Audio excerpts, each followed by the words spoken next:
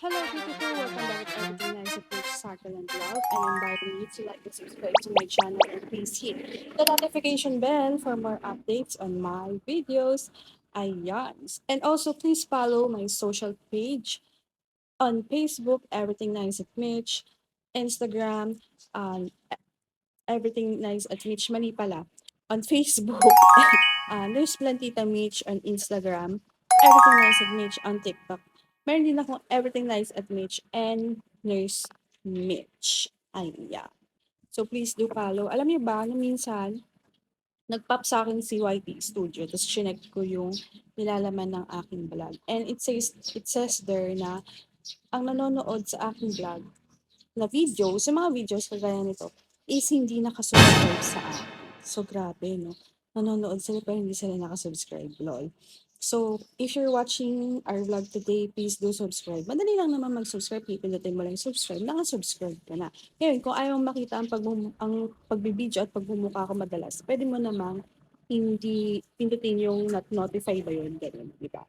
So, ayun. Anyway, napag-usapan na natin ang subscribers. I already have 2,800 803, 808, parang mga ganun. So, thank you sa mga nakasubscribe sa ating channel. God bless sa inyo. And sa palaging nanonood din ng Everything Nice at Mitch, yung mga solid Everything Nice at Mitch, nandiyan pa rin kayo. Kahit hindi tayo laging madalas mag-upload is thank you at nandiyan pa rin kayo. Kasi minsan nakakatamad na din mag-vlog. Pero pag nakita mo na may nanonood at saka nandiyan pa rin sila, doon ka gaganahan mag-vlog. Kasi parang ang hirap natin kumita dito sa vlog na to, sa KYT 0.001, lagi yung sinasabi. And alam mo yun, kasi ang baba ng views ko. So, alam mo yun, parang hindi ka naman din talaga gaganahan. Hindi ka na din talaga sisipagin, gano'n. Kung laging mababa ang views mo. Pero ako, since meron pa rin naman nanonood at meron pa rin naman nag-aabang sa updates natin sa mga plans at sa mga gusto pa matuto sa career tips ko ng inyong Nurse Plantita is i-share ko pa rin yan. Yes, para sa ikagaganda ng ating mga halaman. Oo, ayan. So, ang vlog natin today is about the walang kamatayan, walang patid na scales. Problema talaga ng gymnocalcium ang scales. Kahit na, tanong po, nagkakaroon po ba ng scales ang astrophytum? Yes, ang astrophytum. Tatakpan siya. Yes, nagkakaroon ng scales ang astrophytum at unti-unti din yan pinapatay ang iyong astrophytum. Sumisingit sila sa mga ganyan-ganyan. No? Sumisingit sila sa ganyan-ganyan. And I have here the full astrophytum, gymnocalcium ng punong-puno siya ng scales. Ayan. So, ibibidyo natin mamaya. So, ang topic oo, tama. Kasi nakailang vlog na ako ng scales. Pero nabubwisit pa rin talaga ako kung hindi talaga sila tumitigil. So, unang-una, bakit po ba nagkakaroon ng scales ang ating gymnocalcium? So, the number one na problema ay ang poor air circulation. So, ibig sabihin, hindi maganda ang circulation ng inyong ng hangin sa inyong location. So, kapag ganyan, at kapag mataas ang humidity, is diyan sila, mataas ang moisture sa lugar nyo, diyan sila aatake. So, kung madalas ka din magtubig, tapos tatakpan mo siya ng net, is aatake ang mga uh, scales. So, sabi ko, for air circulation, tapos nagtutubig ka, nakatakip sila, yan, aatake yung mga yan. So, kagaya na nangyari sa mga gymnocalcium ko, way back December 2025 is ganun ang nangyari. Pero hindi ako na masyadong nagbibilig, di ako nakakapaghalaman nun kasi ang inaasikaso namin ay yung binyag at first birthday ng anak namin. So, umuulan and nakataklob lang sila kasi mainit. So, ayun, ganun yung nangyari. So, pagtingin ko by January is, hala, nagkaroon na ng scales ang aking ibang mga plants. So, nakapaglinis ako noon, tapos ito na naman, nangyari na naman. So, ano pa? Other way around is kapag hindi sila naaarawan. Paano hindi naaarawan? So, kagaya ng setup ko sa aking mga cactus dito, afternoon sunlight, and kapag kagaya po ng mga halaman na ganyan, na nakaharap at ito lang po ang aarawan, yung harap lang nila, is pagtingin mo in time sa likod, minsan kumuha ka ng halaman, pagtingin mo napakadaming scales sa likod. So, ibig sabihin kapag hindi naaarawan, yun din ang gusto nila. For circulation, mataas ang humidity, tapos hindi naaarawan is ganun, magugulat ka na lang, hala, puting-puti na yan. Ganyan. So, anong gagawin? Circulate mo. Ikot mo lang siya in time. So, kung meron kang 5,000 cactus, ikot mo yung lahat. Charis. Ano pa? So, other way around. Ano pa ba yung nakikita kong problema? Parang yun lang naman din. So, kailan ba talaga umaatake ang mga skills na yan? So, if you would search, it says there kay best friend, kay BFF Google na usually summer kainitan and even the aphids and other insects, summer tag-init ang atake nila. Diyan sila mabuhay na mabuhay, diyan sila mabongga sa summer. Kagaya ngayon, mainit and tag-init and summer na nga is aatakihin yung mga plants natin ng mga insect. So, sa akin, para sa akin, hindi na yan by seasonal. So, as long as hindi maganda yung circulation ng hangin sa iyong mga plants is maatake talaga sila. Kagaya nung sa akin, December tas January, malamig pa yan. February, malamig pa yan. Nandyan pa rin sila. So, anong magandang gawin dyan? So, dapat is kailangan mong labanan yung mga sinabi ko na yun. Kailangan mahangin sa lugar mo, na arawan ng lahat ng kanilang katawan. Kasi may mga gymnocalcium ako na tutok ng araw, pero hindi sila ni-insekto. Nakababad lang sila sa araw, pero okay naman sila. So, this na nandoon sa may afternoon sunlight is sila talaga. At saka yung, yun nga, dahil papaloob yung iba, hindi nahahanginan, is maatake sila. So, anong dapat na gawin kagaya nito? So, kung ganito karami na at napabayaan mo na ang iyong gymnocalcium, medyo mahirap tong linisin. So, I have a solution for this. Dati, mali yung ginagawa ko pala na ibababad ko siya ng 1 oras. Tapos, minsan, experiment kasi gano'n naman talaga nag-e-experiment ka talaga So, dati ginagawa ko babad lang sa tubig tapos nung mga sumunod babad sa tubig na may sabon, parang mas madali silang lumalambot sila, gano'n. So, in time hindi sila nabubuhay, ta's yun nga ang problema, minsan matagal silang mag-ugat. And hanggang sa naging napanat at unti-unti lang namatay ang gymnocalcium. So ngayon, ang ginagawa ko na lang is 5 to 10 minutes ko na lang sila binababad. Tubig lang, tapos tsaka ko sila babrushin. So ano-ano ang mga ginagamit na pang brush? So yung iba is the oil painting or yung pang paint, yung basta yung malambot lang. And then yung iba is the toothbrush. Like me, ang ginagamit ko toothbrush, mas maganda yung ganito, yung tatluhan. Tatlo siya. Oo. So, kuhang-kuha niya yung mga scales. And then ito, so pwede niyong kunin yung toothbrush ng asawa niyo, toothbrush ng kaaway niyo, toothbrush ng katrabaho mong masama ang ugali, toothbrush ng kinaiinisan mo, ayan, toothbrush ng may My favoritism, God. ano ba? Toothbrush ng kamag-anak mong mayabang, kunin mo, i-toothbrush mo dyan, be, kapag ka okay na, soli mo na. Charis. Ginagawa mo ba yun? Hindi ginagawa yun, no. Anong gagawin mo yan? My So, God. kailangan soft diesel siya. This is Colgate na soft diesel to yung tatluhan, ewan ko kung magkano yun. So, other way around is ibabad yun sa mainit na tubig bago nyo gamitin. Kasi mas malambot sila. And ang pinakabago kong ginagamit is eto. So, this is a toothbrush ng shoes. Oo, ginagamit to sa shoes. So, ang ginagawa ko lang is yung pagkababad sa tubig, ito na gagamitin ko, kuhang-kuha yung mga scales. Hindi siya mahirap gamitin. Though, yung mga singit-singit na kagaya niyan, medyo mahirap. So, kaya gumagamit pa rin ako ng ganito. Pero mas napapadali ako dito. So again, toothbrush 'to ginagamit sa shoes. So medyo matigas pa siya kapag nabili niyo. So ibabad niyo lang sa mainit na tubig para lumambot. Oo, so ito mo kasi, meron na din siyang lagayan dito ng tubig na wala lang yung takip eh. Lalagyan niyo sila ng tubig dito na may sabon o yung sabon tapos kakaskas niyo na siya. Hindi na kayo kailangan kuha ng sabon tapos igaganon-ganon niyo, hindi niyo na kailangan. So ganon, oo. So, yun tinuro ko na yung mga technique. So, pag ganito, babad ko lang to ng 5 minutes, 10 minutes kasi medyo madami or 15, depende. So, I have here, yung nilinis ko last time is, eto nga, eto nga sila. And, ayan, dami.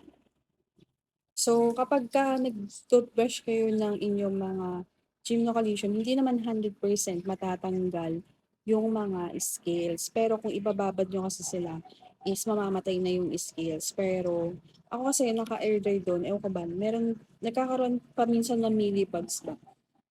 Mm. So, ito, iba-brush up ko kasi parang mayroon millibugs. Oh, may mga itlog-itlog. So, ano ba nangyayari kapag ang isang scales ay nagpupunta sa ating mga cactus? So, ang nangyayari po dyan is isipin nyo yung scales is parang puto. So, actually, nagawa ko na yung vlog na ganito. So, ulit-ulit na naman tayo. Isipin nyo yung scales parang kuto yan na sisipsipin yung dugo sa inyong anit and then ayun na. So ganun din ang scales. Sinisipsip niya ang juiciness ng ating mga cactus kasi nga 'di ba mayroon yang water sa loob. So yun yung gustong-gusto ng mga scales. Ganun ang nangyayari. And inaatake ng mga scales yung mga weak na cactus pero I don't believe that.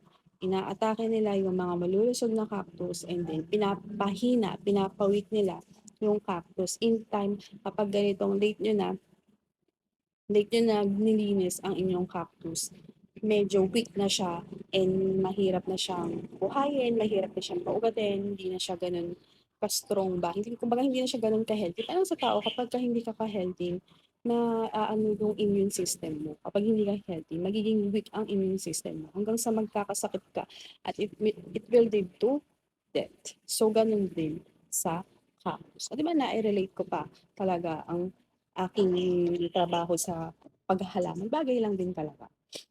So, ayun, again, pagka gumamit kayo ng toothbrush, what you expect, masusugatan po ang inyong cactus.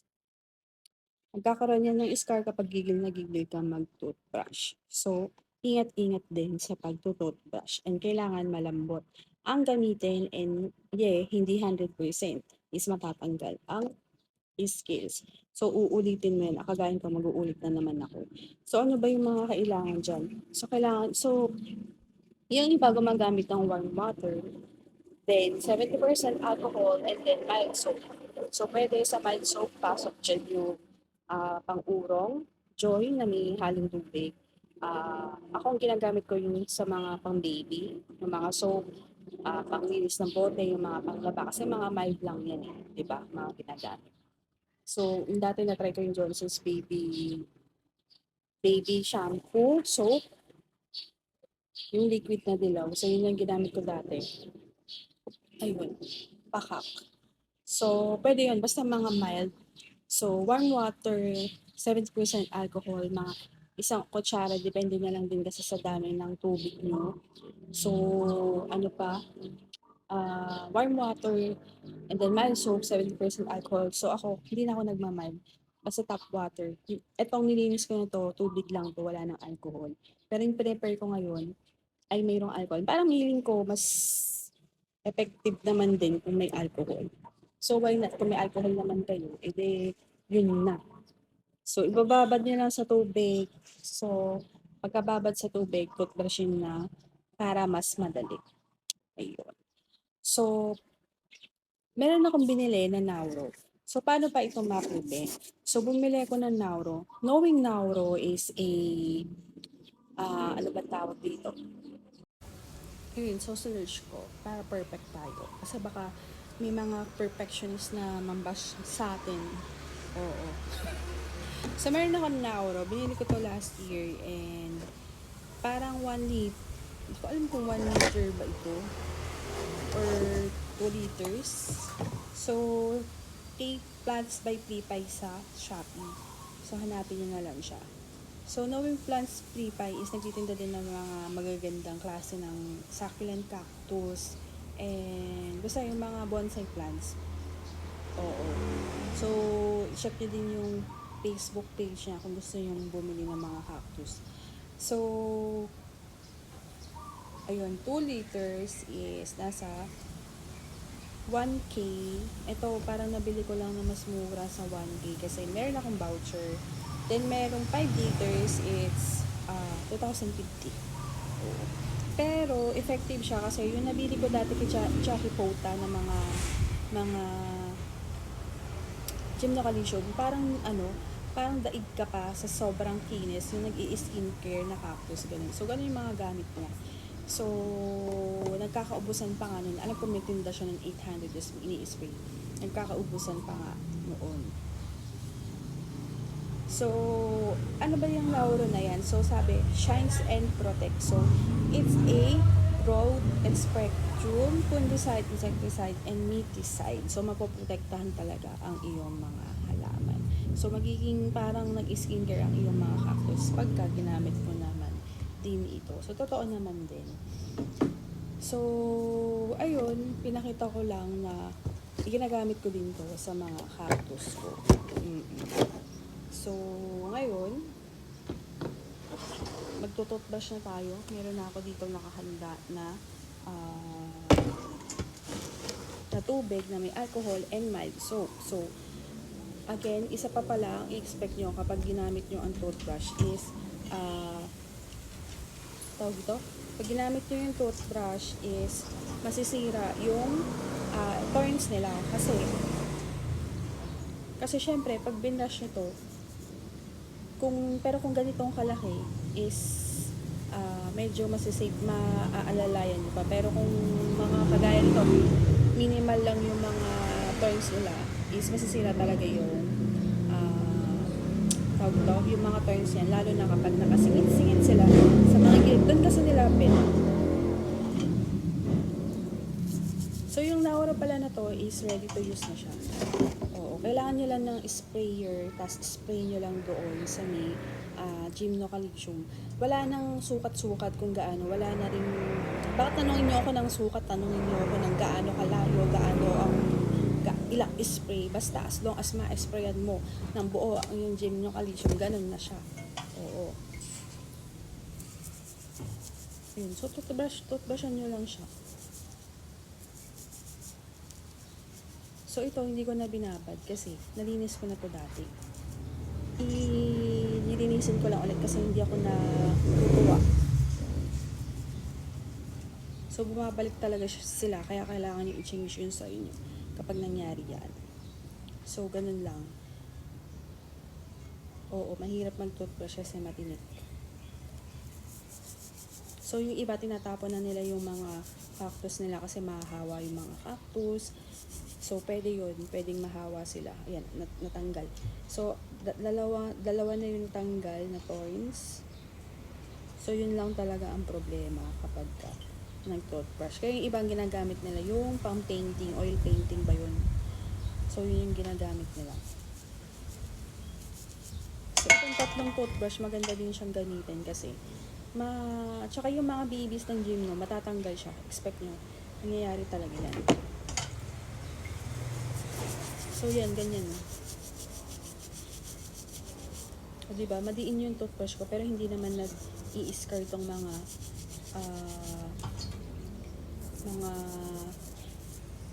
gym, no. Tapos, marami din pamahiin dito. Paggamit mo nito, itapon mo na agad, tapos panibago. Mga ganun. Tapos, sa kanal nyo lilinisin, i-release ng tubig. Totoo naman din. Para wala na talaga. Kasi bumabalik din. Pero kahit anong pag-iingat nyo, kapag dun sa mga sinabi ko, babalik pa rin talaga sila.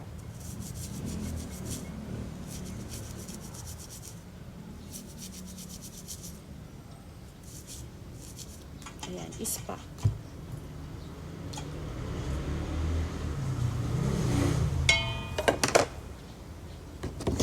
So, yun lang ang ating vlog today. I hope natuto kayo sa vlog natin ngayon. So, naisabi ko naman na yung mga dapat na sabihin. I think yun na yung pinaka minimal, pinaka summary kumbaga. And, ano pa ba? So, yun lang. Yun lang naman. So, may sasabihin pa ako. Iniisip ko pa ako. Ayun. Nakalimutan ko na talaga yung sasabihin ko. So, yun lang. Thank you for watching. Thank you for liking. And thank you for sharing this to your friends. Thank you for subscribing. Pa-share na din ito sa inyong mga friends na kailangan talaga na kung may ganitong problema, di ba? Nakakainis din naman kasi paulit-ulit na lang. Yun lang yung nakakainis sa gym na kalisyon, paulit-ulit sila nagkakaroon ng scales. At nakakapagod din, maglinis na maglinis na maglinis. Hala, ito na naman. Ganun-ganun. So, yun lang. Thank you for watching and everything nice at Mish Sakin and Love. This is your nurse, Tantita saying, God bless po at lagi mag-ingat. And then, yun nga pala, yun naalala ko na yung sasabihin ko. Nakagawa na ako actually ng video na ganito. Pero, yung nawalan siya ng sounds, hindi ko alam. Tapos inisip ko, i-voice over ko ba? Tapos parang wag na siguro.